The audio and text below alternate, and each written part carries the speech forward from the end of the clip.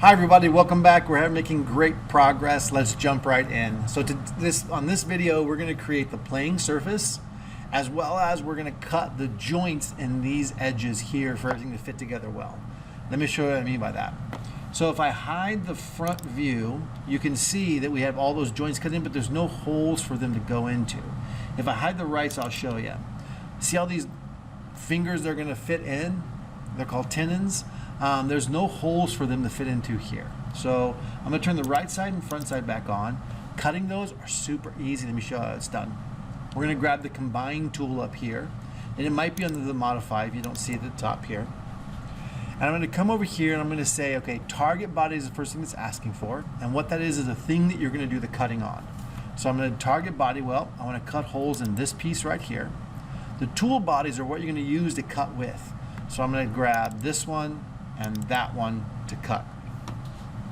And notice it assumes I want to cut already. I could also join them into one piece, but I don't want that. I would lose all my work. So cut.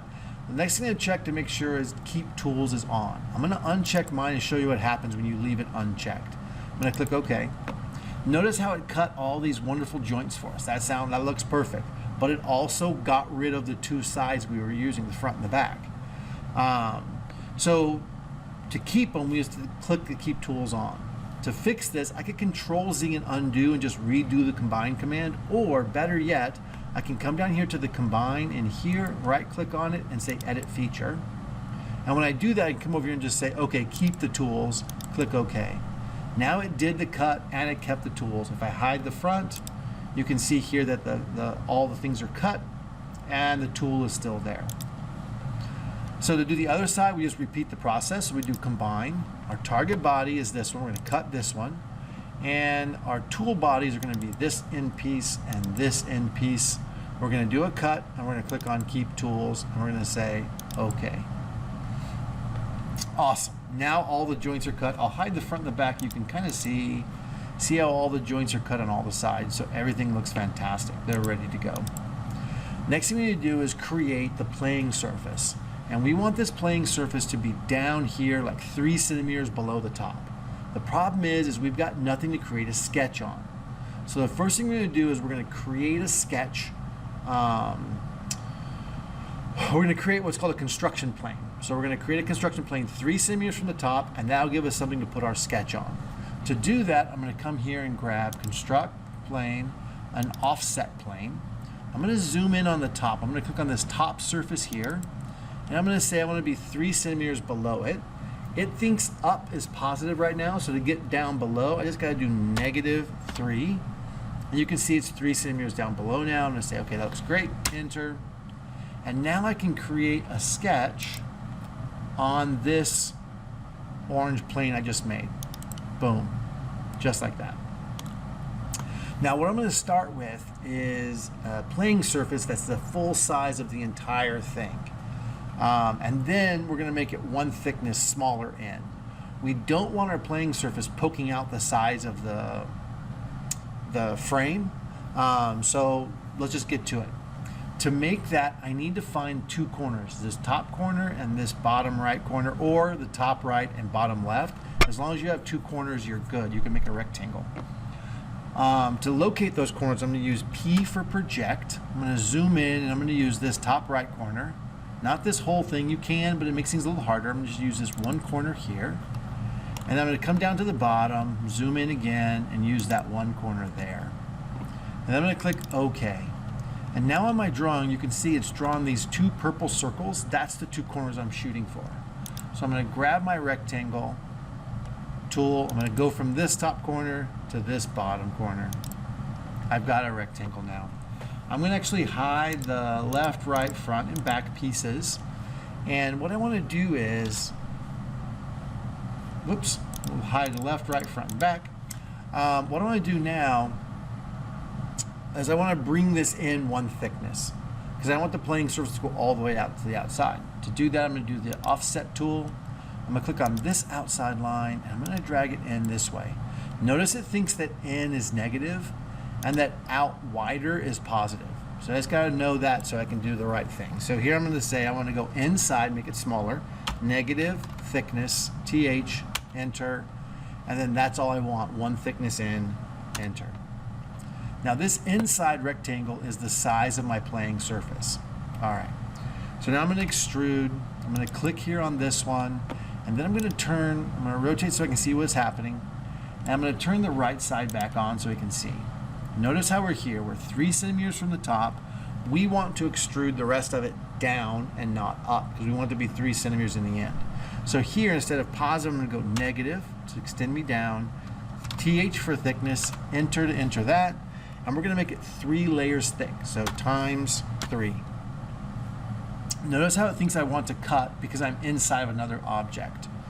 You can see here on the side how I'm actually inside that side piece, but instead of cut, I want to say nope, no, nope. I want to create a new body, not cut, and click OK.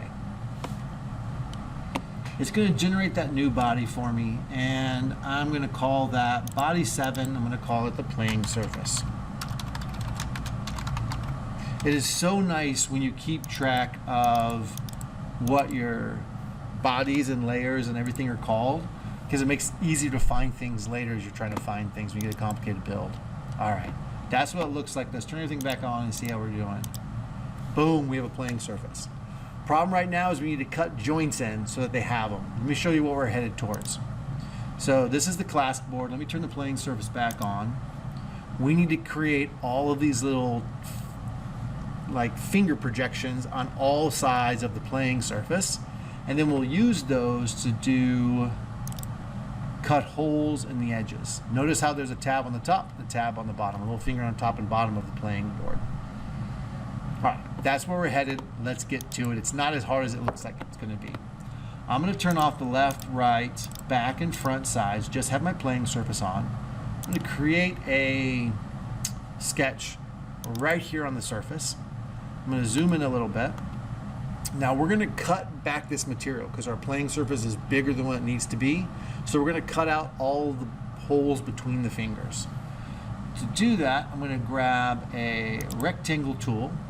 I'm going to create a rectangle on the inside of the playing surface. And this is going to be 2 centimeters wide. And I'm going to hit tab. And this is going to be thickness times 2. Because we brought it in one thicknesses, there's still 2 layers of plywood to cut through. So thickness times 2, and that enter. Now I want this to be in the middle. So I'm going to come here and take my midpoint tool, and I'm going to say take this line of the rectangle and line it up with the middle of the side here. And now I'm going to do the same thing, but on the bottom side. I'm going to click here. Again, I'm on the inside of the thing, not on the outside, making new stuff I'm cutting away. So this should be thickness times 2, tab, and 2 centimeters, enter.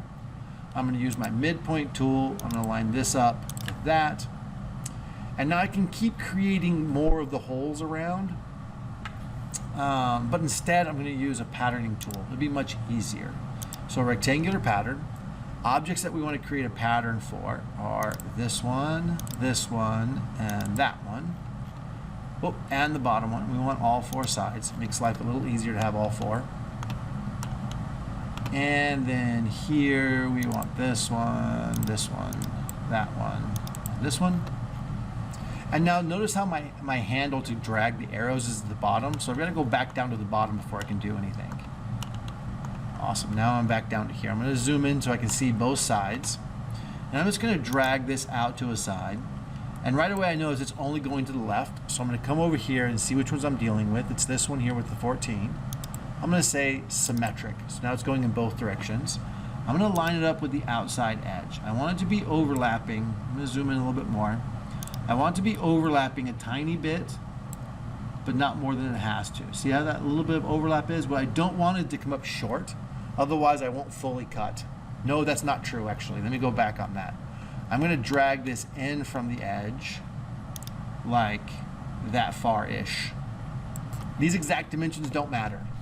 And now I'm going to increase from 3 to 4. Notice when I do an even number, 4, I'm missing one of the tabs. So I want to make sure I'm always doing an odd number. So 5. And what I'm looking for is trying to make this space between the squares roughly equal to the squares themselves. So here Maybe that's it right there. That looks pretty good to me. So I used extent of 12 centimeters with 7 tabs, and I'm going to click OK. And because I did both sides at the same time, notice both sides are done now. Okay, before I cut these out, I need to do the 2 long sides on the edge. They're the exact same thing as the other one, but with just slightly different numbers. So I'm going to grab a rectangle again. I'm going to draw a rectangle on the inside edge. This top thickness here should be thickness, th enter, times 2. And then the height now should be 2 centimeters. Enter. And then I'm going to do another rectangle on the other side. Again, just randomly anywhere on the side, doesn't matter where. That one should be 2 tall. And this one should be thickness times 2 wide. Enter. Now I'm going to midpoint both of them. So midpoint that one on that big side. Midpoint that small edge on that big side. And I'm going to create a rectangular pattern. Zoom in and go 1, 2, 3, 4. I'm going to go over to the other side and grab these 4 as well. 1, 2, 3, 4. And then I'm going to grab this up down arrow and drag it up. And now I see which one I'm working with. I'm going to say not one direction but symmetric. And I'm going to drag it. See where the arrow is here? I've got to zoom in on this corner here. I'm going to drag it to close to the edge. Try and get this distance that's similar to this distance. That looks, I mean, maybe a little bit more, I don't know. I like the way it was. That looks fine. Not that big a deal. And now we're just going to increase the number until we get as many as we need. So I'm going to go quantity and I'm just going to keep clicking up. Remember, I'm going to stop at an odd number. And I'm looking for when the space between the squares is roughly equal to the square itself. And that's 12, so that's not enough. 13. You know what? That looks pretty good. So I used a total extent of 26.5 centimeters and 13 for the quantity. I'm going to click OK. Give it a second to do its work, and now it's ready to go. So let me go back to the other one. What we've done basically is, let me get rid of the left side to show the playing surface. We've drawn, let me get the top real quick. We've drawn rectangles for all of these openings here, and now we're going to cut them out.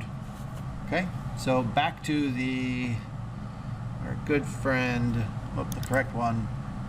And now we're going to extrude all of these. It's a super nuisance to do this. You got to go through and click on all of them. I've not found any other good way of doing it. So you just got to go through and click. My advice is take your time clicking, because if you accidentally click on the wrong thing, it's kind of a nuisance. If you click back here, you're like, oh, I got everything. Click on it one more time, and it'll deselect it.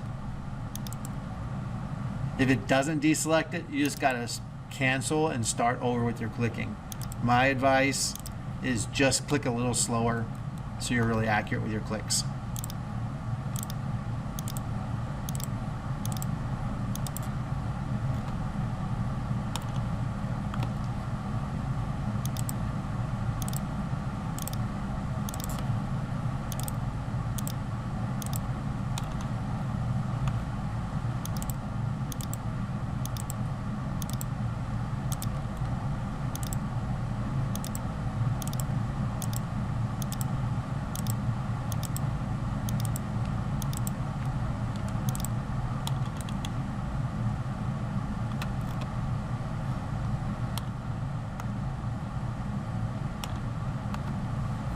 Okay, I've got them all selected now, and now what we're going to do is just tip it to the angle here, drag it down to cut through, and once you've drug it down a little bit, I don't like leaving it this way because it might cause problems later. I don't want to explain how, but trust me for now that it might cause problems later.